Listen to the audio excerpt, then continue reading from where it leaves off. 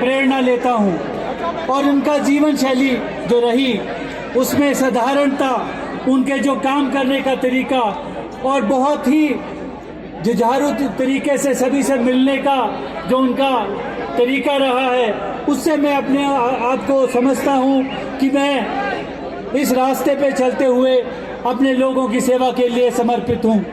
आज मैं आपके सामने उस दिन को याद करता हूँ जिस दिन इस प्रदेश के ऊपर त्रासदी आई। इस देश के ऊपर, इस प्रदेश के ऊपर जब त्रासदी आई तो हमारे जो अभी सांसद जी हैं वो चुप्पी साधे बैठे रहे।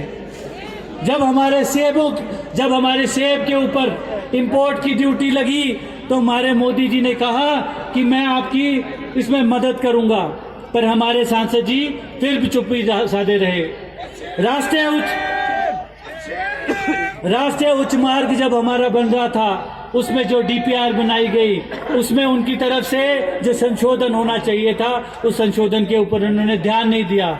इस वजह से 5 लोगों की जान गई। जब उसमें हमने प्रश्न विधानसभा में उठाया तो उसमें हमें ये बताया गया कि डीपीआर नहीं है। मैं ये बताना चाहता हूँ जब इसके ऊपर पूरा मंथन किया जाए और आज का जो ये दिन है इसमें ये निर्णय करना होगा कि आपका उम्मीदवार किस तरह का हो, वो आपकी आवाज उठाता है कि नहीं उठाता है। जब आपने ये देखा कि इस तरह की त्रासदी हुई उसमें उनकी तरफ से कोई बात नहीं रखी गई। जो प्रश्न काल होता है उसमें प्रश्न उठा सकते थे, स्टार क्वेश्चन में लिखित तरीके से बोल सकते थे, स्पीकर साहब के सामने अपना पॉइंट ऑफ ऑर्डर रख सकते थे। यह अनेकों तरीके थे जिसके द्वारा हमारे सांसद जी हमारे लोगों की आवाज उठा सकते थे। पर मुझे दुखद होकर यह सूचित करना पड़ रहा है कि मात्र 2 बार वो प्रश्न उठाने के लिए 5 वर्षों में उठे।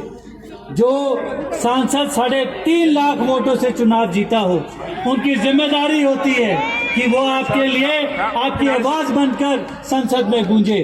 पर मुझे दुख के साथ ये सूचित करना पड़ रहा है कि 5 साल तक मोनी बाबा की तरह बैठे रहे, कोई बात ही नहीं की।